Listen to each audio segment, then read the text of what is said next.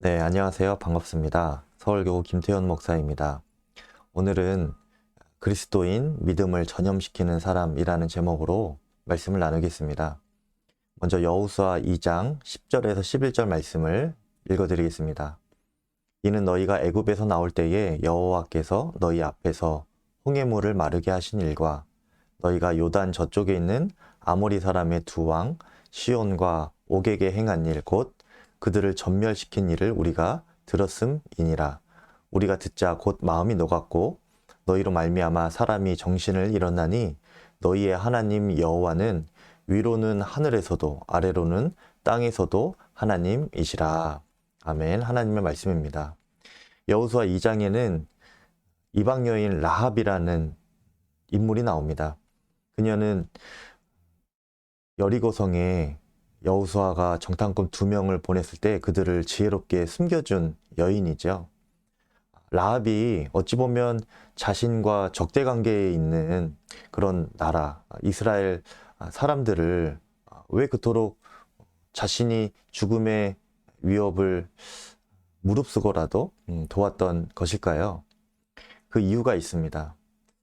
요단 동편에 광야를 헤매이는 이스라엘 백성들에 대한 소문을 이 라합은 이전부터 계속 듣고 있었습니다. 그런데 그 소문은 다른 것이 아니라 그 이스라엘 민족을 지키시는 또 인도하시는 하나님에 대한 소문이었죠. 하나님께서 홍해를 갈라주시고 또 주변의 아모리 족속의 두 왕 시온과 옥을 하나님께서 물리쳐 주시고 그들이 전멸하게 되었다. 이런 소식들을 이 라합이 들었던 거예요.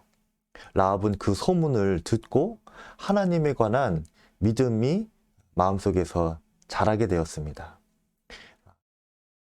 11절 말씀을 제가 세 번역으로 읽어드리겠습니다. 우리는 그 말을 듣고 간담히 선을 했고 당신들 때문에 정신을 잃고 말았습니다. 위로는 하늘에서 아래로는 땅에서 과연 주 당신들의 하나님만이 참 하나님이십니다. 이것이 소문을 듣고 하나님을 믿게 된 라합의 고백이었습니다. 당신들의 하나님만이 참 하나님이십니다. 너무나 귀한 믿음의 고백이죠. 라합은 보지 않고 믿는 믿음이 있었습니다. 그것은 하나님에 관하여서 들음에서 나는 믿음이었던 것이죠.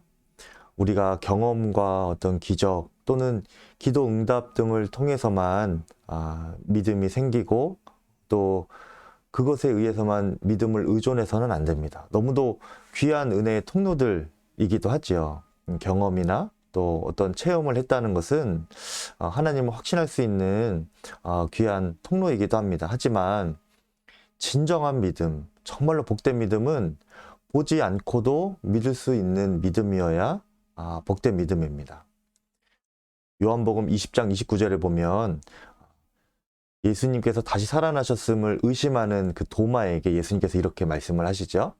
너는 나를 보았기 때문에 믿느냐? 나를 보지 않고 믿는 사람들은 복이 있다. 이렇게 말씀하셨습니다. 이런 믿음은 어디에서 나오는가? 들음에서 나옵니다. 로마서 10장 17절 말씀, 그러므로 믿음은 들음에서 나며 들음은 그리스도의 말씀으로 말미암느니라. 아멘이죠. 여러분들 이제부터 또 이전부터도 그러하셨겠지만 만약에 그러지 못하셨다면 이제부터라도 성경 말씀을 근거로 하여서 여러분의 믿음이 자라나게 되기를 축복합니다. 보지 않고도 믿는 믿음, 말씀을 읽으면서 하나님을 아는 지식이 더해지고 예수님을 경험하는 여러분 되시기를 축복합니다. 그 라합의 믿음은 하나님을 두려워하게 되는 믿음까지 자라나게 됐어요. 그리고 그 하나님을 두려워함으로 능력이 되었는데 그것은 세상을 두려워하지 않을 수 있는 믿음이었습니다. 성경은 여호수아와 이스라엘 백성들의 신앙을 이렇게 대조시키고 있습니다. 이스라엘 백성들은 그 소문의 실제 상황 한가운데 살았죠. 그것을 경험하였던 사람들입니다. 그런데도 그들에게는 가나안 땅을 정복할 것이라는 확신이 많지 않았습니다. 심지어 여호수아는 그 믿음의 역사 또 기적의 중심에 있으면서도 1장에 보면 그가 많이 두려워하였던 것을 지난주에 우리가 보게 되었죠. 그런데 라합은 하나님의 역사의 현장에 있었던 것도 아니라 그저 소문으로만 들었을 뿐입니다. 그런데 그 믿음이 얼마나 진정성 있는 믿음이었는가 하면 목숨을 거는 믿음이었어요. 이 믿음으로 라합은 정탐꾼을 숨겨주고 도망가게 했는데 이것은 왕에게 발각되면 즉시라도 죽을 수도 있는 그런 상황이었습니다. 근데 라합은 그 위험을, 목숨을 거는 위험을 감수하고라도 그렇게 했죠. 왜냐하면 그것이 하나님을 두려워하는 마음에서 나오는 것이었고 세상 왕보다 하나님이 더 크게 보였던 마음에서 나오는 것이었습니다. 그리고 그것만이 자신과 가족을 살리는 길이라고 라합은 믿었던 것이죠.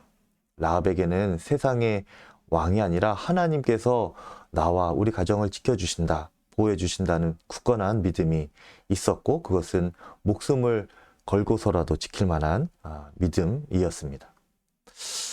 그리고 이 믿음은 마지막으로 놀라운 영향력 그리고 전염력이 있었습니다. 두 사람의 정탐꾼들이 처음에 이제 여리고성에 정탐하러 들어갈 때는 얼마나 떨렸을까요? 그야말로 고양이 목에 방울을 달러가는 쥐와 같은 심정이었을 것입니다. 정탐하러 가라 여호수아에게 명령을 받았긴 하지만 어찌 보면 가기 싫었을 수도 있었습니다.